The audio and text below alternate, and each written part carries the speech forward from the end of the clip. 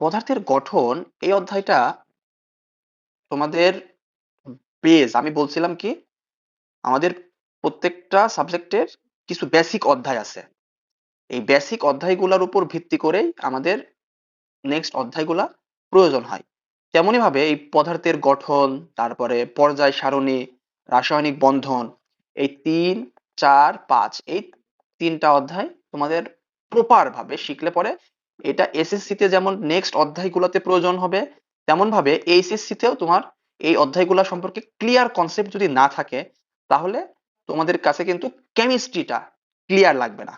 ঠিক আছে, কেমিস্ট্রি তোমাকে যদি কেমিস্ট্রিকে ভালো লাগাতে হয়, তাহলে সবার আগে ৩, ৪, ৫ এই তিনটা অধ্যায় খুব ভালো মতো তোমাদের শিখতে হবে। তো ওই অনুযায়ী আমরা শুরু করবো আজকে। এখন দেখো আমি তোমাদের সবাই কি বই রাখছো কাছে? ঠিক আছে, বইয়ে দেখো আমাদের সবার আগে আছে কি মৌলিক পদার্থ। খেয়াল করো 3.1 কি 3.1 এ আমরা দেখো 3.1 এ একটা জিনিস আছে কি মৌলিক পদার্থ। এখানে আমি বলে রাখি যে কোনগুলা কতে তোমাদের আসবে, সৃজনশীলের কতে বা সংক্ষিপ্ত প্রশ্নে এইগুলা মাস্ট আসবেই আসবে।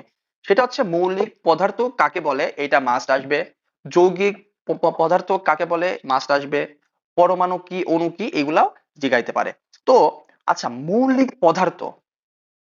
পদার্থ হইলো যে সহজ কথায় যেই জিনিসকে ভাঙলে ওই জিনিস ছাড়া আর অন্য কোনো জিনিস পাওয়া যাবে না।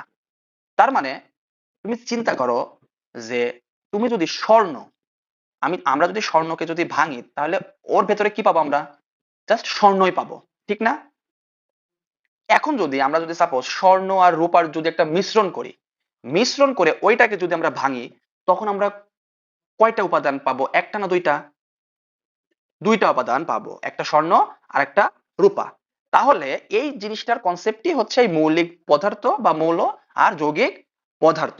বইয়ে খেয়াল করো লেখা যে মৌলিক পদার্থের সংজ্ঞাটা কি, যে পদার্থকে ভাঙলে সেই পদার্থ ছাড়া অন্য কোনো পদার্থ পাওয়া যায় না, তাকে কি বলে? মৌলিক পদার্থ বলে।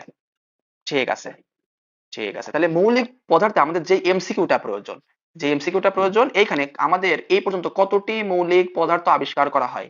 118টি। এর ভেতরে 98টি কি? 98টি প্রাকৃতিক ভাবে তৈরি করা হয়। প্রাকৃতিক ভাবে বলতে কি কি কি বুঝো? প্রাকৃতিক ভাবে বলতে এটা আমরা প্রকৃতি থেকে পাই। তাহলে বাকি 20টা আমরা কই থেকে পাই?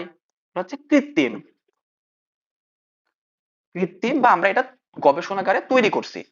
ঠিক আছে, তাহলে মৌলিক পদার্থের সংজ্ঞাটা মাস্ট।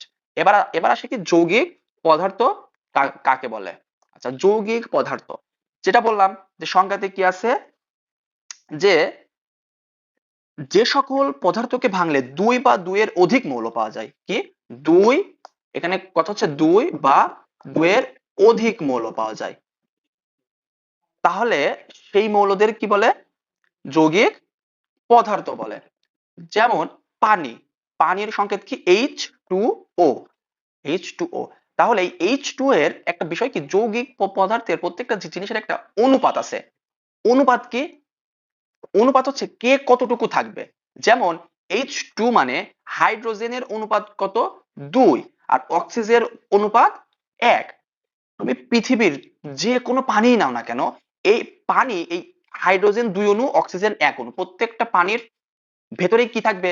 হাইড্রোজেন 2 অণু, অক্সিজেন 1 অণু। তো আলটিমেটলি এদের অনুপাতটা সবসময় কি হয়? সব ক্ষেত্রে একই হয়। মানে পানির যে অনুপাত এটা সবসময় কি, সব পানির ক্ষেত্রে কি, এক। ঠিক আছে, তাহলে মৌলিক পদার্থ যৌগিক পদার্থের কনসেপ্ট ক্লিয়ার? ক্লিয়ার। এইবার আছে কি যে পরমাণু কি আর অণু কি। পরমাণু কি আর অণু কি, এই যে আমরা মৌলিক পদার্থ বললাম না, মৌলিক পদার্থের ক্ষুদ্রতম কণা কি বললাম? মৌলিক পদার্থের ক্ষুদ্রতম কণা যার মধ্যে মৌলের গুণাগুণ থাকে। তাহলে চিন্তা করে দেখো যে আমরা যদি নাইট্রোজেন, নাম শুনছো না সবাই? নাইট্রোজেন, অক্সিজেন, তেমনি ভাবে নাইট্রোজেনের পরমাণুতে কার ধর্ম থাকবে? মানে সেটা নাইট্রোজেনের ধর্মই থাকবে। সহজ কথায় আমি যদি বলি যে পানি, পানি দেখতে কেমন? কোন কালার আছে? স্বচ্ছ কালার, স্বচ্ছ। তাহলে পানির যে সব ধর্ম আছে, স্বচ্ছ পানি, স্বচ্ছ, বা তোমাকে আমি যদি আমি পানি দিয়ে যদি বোঝাই, তারপর আমি তোমাকে যদি বোঝাই যে খাবার জিনিস, যেমন ধরো ফুচকা, ফুচকার ভেতরে যে ফুচকা যে স্বাদটা, এইটা সবসময় আমরা কি ফুচকার স্বাদ না পাই, আমরা কি পাবো? বিরিয়ানির স্বাদ কি পাই? ফুচকা যদি খাই আমরা ফুচকার স্বাদটাই পাই। ঠিক তেমনি ভাবে নাইট্রোজেন পরমাণু ভেতরে আমরা কার বৈশিষ্ট্য পাবো? নাইট্রোজেনেরই বৈশিষ্ট্য পাবো। তো এইটাই বলছে যে, এইখানে এইটাই বলছে যে নাইট্রোজেন পরমাণুর ভেতরে আমরা নাইট্রোজেনের ধর্ম থাকবে, অক্সিজেনের ভেতরে অক্সিজেনের ধর্ম থাকবে, তাই না?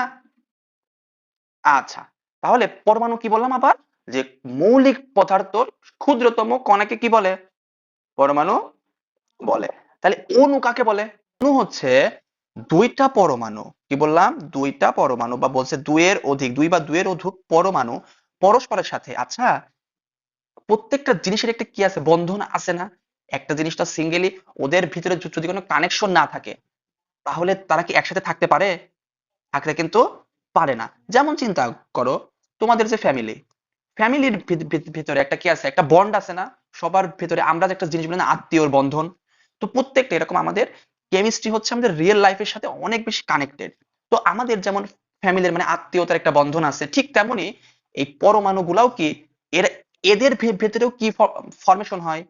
এদের ভেতরে বন্ধন ফরমেশন হয় বা বন্ড ফরমেশন হয়। এই যে রাসায়নিক, এই বন্ধনের নাম কি হবে? রাসায়নিক বন্ধন। তাহলে দুইটা পরমাণু যখন একটা রাসায়নিক বন্ধনের মাধ্যমে যুক্ত থাকবে, তাকে আমরা কি বলবো? অণু বলবো। অণু বলবো। তাহলে দুইটা অক্সিজেন, ধরো অক্সিজেন, দুইটা অক্সিজেন পরমাণু যখন রাসায়নিক বন্ধনের মাধ্যমে যুক্ত হবে, যুক্ত হয়ে কি ফরমেশন হবে? অক্সিজেন অণু। তাহলে তাহলে আমাদের মৌলিক পদার্থ, যৌগিক পদার্থ, পরমাণু কি, অণু কি, এই চারটা জিনিস আমাদের ক নাম্বারে আসে, এবং এই চারটা সংজ্ঞা লিখতে হয়। এবং একদম এই চারটা সম্পর্কে ক্লিয়ার কনসেপ্ট থাকতে হবে যে পরমাণু কি, অণু কি, যৌগিক পদার্থ কি, মৌলিক পদার্থ কি। ক্লিয়ার সবার কাছে? ঠিক আছে, ক্লিয়ার হলেই ভালো। এইবার আসো, মৌলের প্রতীক এই জিনিসটা কি? মৌলের প্রতীক হচ্ছে ইংরেজি বা ল্যাটিন নামের সংক্ষিপ্ত রূপ। কি বললাম? ইংরেজি অথবা ল্যাটিন নামের যদি সংক্ষিপ্ত সংক্ষিপ্ত রূপ থাকে, তার নামে কি? মৌলের বা রূপকে কি বলে? প্রতীক বলে। এখন এই প্রতীকগুলো আমাদের এমসিকিউর জন্য very very important, 5 star topic. English অথবা ল্যাটিন নামে সংক্ষিপ্ত রূপ। এখন আমরা খেয়াল করি যে কার্বন, কার্বন আমরা ইংরেজিতে কি লিখি? CARBON, carbon. কিন্তু আমরা এটার যখন প্রতীক হিসাবে ইউজ করব, কি প্রতীক হিসাবে ইউজ করব, তখন আমরা কি কার্বন সম্পূর্ণটুকু লিখবো? লিখবো না, আমরা জাস্ট কি লিখবো? সি। সি মানে কি? কার্বন আমরা বুঝবো। তেমন ভাবে কি ক্লোরিন, ক্লোরিন আমরা কি লিখবো? Cl, chlorine. তো এইভাবে আমাদের এইগুলা কিন্তু এক্সামে দেবে না, দেবে কোনগুলা? নিচে একটা খেয়াল করো যে ইংরেজি নাম তো আমরা এমনি জানি, এখন ল্যাটিন নামগুলা, যেমন Na, এটা কি কেউ কি বলতে পারো? Na কি বোঝায়? সোডিয়াম। এখন সোডিয়াম আমরা আমরা যদি একটু যদি ইংরেজিতে লিখতাম, তাহলে কেমন আসতো? SODIUM, সোডিয়াম না? এখন আমরা কি SO কি লিখি? আমরা কিন্তু SO লিখি না, কারণ সোডিয়াম আসে কোন শব্দ থেকে? ল্যাটিন শব্দ থেকে। এর জন্য সোডিয়াম মানে কি? ন্যাট্রিয়াম বলা হয়। কি বলা হয়? ন্যাট্রিয়াম বলা হয়। সো আমাদের এই যে ন্যাট্রিয়াম, কপার হচ্ছে কিউপ্রাম, ক্যালিয়াম, আর্জেন্টিনাম, স্টেরনাম, স্টিবিয়াম, ঠিক ঠিক আছে, অরাম, প্লাম্বাম, অলফাম, এই তোমাদের এই জিনিসগুলা মানে ল্যাটিন নামের যে কয়টা আছে, এই কয়টা তোমার একটু কষ্ট করে মনে রাখতে হবে। এইগুলা কিন্তু তোমাদের এক্সামে কিন্তু দিয়ে দিবে যে আম, তোমার এই দিয়ে হচ্ছে পটাশিয়াম, পটাশিয়ামের সংকেত বা তোমার নাম কি, ঠিক আছে, যে ক্যালিয়ামের প্রতীক কি। তো এইভাবে কিন্তু প্রশ্নটা চলে আসতে পারে। ঠিক আছে, এই কয়টা মানে এই পেজটা অন্তত তোমাদের একটু মনে রাখো। ঠিক আছে, যেমন গোল্ড কি? গোল্ড, গোল্ড কি? অরাম মানে গোল্ড, গোল্ড দিয়ে দিবে যে নিচের কোনটি গোল্ডের তোমার প্রতীক। সো গোল্ড আমরা কি জানি? GOLD, gold. তখন কিন্তু জি না, কিন্তু অরাম, AU হবে। ঠিক আছে, এই এই জিনিসগুলো একটু ইম্পর্টেন্ট। আচ্ছা ঠিক আছে, তাহলে হইলো। এরপরে খেয়াল করো আমাদের কি আছে? সংকেত আছে। কি আছে? সংকেত। সংকেতটা তেমন কিছুই না, আমরা ওই যে পড়লাম যে অণুর, ধরো হাইড্রোজেনকে একটি অণু প্রকাশ করতে আমরা কি লিখি? আমরা যখন হাইড্রোজেন লিখি, হাইড্রোজেন একটি অণু প্রকাশ করতে আমরা লিখি কি? H2। তেমনি ভাবে কি আমরা যদি পানির অণুকে প্রকাশ করতে চাই তখন আমরা কি লিখি H2O। এই যে আমরা প্রকাশ করতেছি এইটাকে কি কি বলতেছি আমরা সংকেত বলতেছি। ঠিক আছে, এটা তেমন সিগনিফিকেন্ট কিছু না। এরপরে খেয়াল করো তোমার নিচে আছে 3.5 এর পরমাণুর ভেতরের কণা। পরমাণু, এই যে আমরা বলতেছি যে পরমাণু, পরমাণুটা আসলে কি, কি আছে এর ভেতরে, এই জিনিসটা তোমাদের জানতে হবে। এটা খুবই, এটা বোথ এমসিকিউ এন্ড সিকিউ এর জন্য কিন্তু খুব ইম্পর্টেন্ট। ওকে, এটা সিকিউ এবং এমসিকিউ এর জন্য খুব ইম্পর্টেন্ট। যেমন খেয়াল করো, আমরা যদি এটা একটা চিন্তা করি যে এইটা ধরো আমরা একটা পরমাণু চিন্তা করলাম, কি এটা একটা পরমাণু। এখন এই যে পরমাণু, পরমাণুর ভেতরে কি আছে, আমরা তিনটা জিনিস পাবো। একটা হচ্ছে ইলেকট্রন, কি ইলেকট্রন, একটা পাবো কি,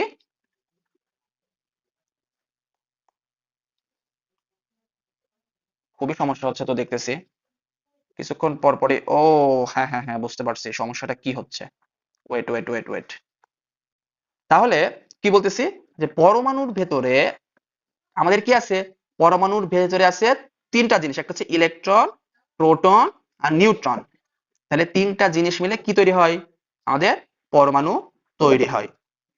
তাহলে পরমাণুর এই যে তিনটা জিনিসের আমাদের কি লাগবে, তিনটা জিনিসের আমাদের প্রতীক, প্রকৃত আধান বা এর একটা কি আছে, একটা চার্জ আছে এবং এর ভর কত এবং আপেক্ষিক আধান কত, এই যে একটা ছক আছে 3.5 বইয়ের, 3.5, 3.05 এর যে ছকটা আছে, এই ছকটা বোথ সিকিউ এবং এমসিকিউর জন্য খুব বেশি কিন্তু গুরুত্বপূর্ণ।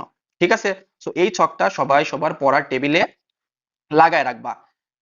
কারণ কি এই মানটা অনেক সময় তোমাদের মনে থাকে না, যে এই যে আমাদের 3.05 এর যে ছকটা, এই ছকটা বেশি কিন্তু খুব বেশি ইম্পর্টেন্ট। হ্যাঁ, তো ইলেকট্রনের আমাদের কি জানতে হবে, ইলেকট্রনের প্রতীক, আমরা ইলেকট্রনকে কি দ্বারা প্রকাশ করি, দেখো ইলেকট্রন, ইলেকট্রন, তাহলে ইলেকট্রনকে আমরা কি দ্বারা প্রকাশ করব, ই দ্বারা কিন্তু প্রকাশ করব।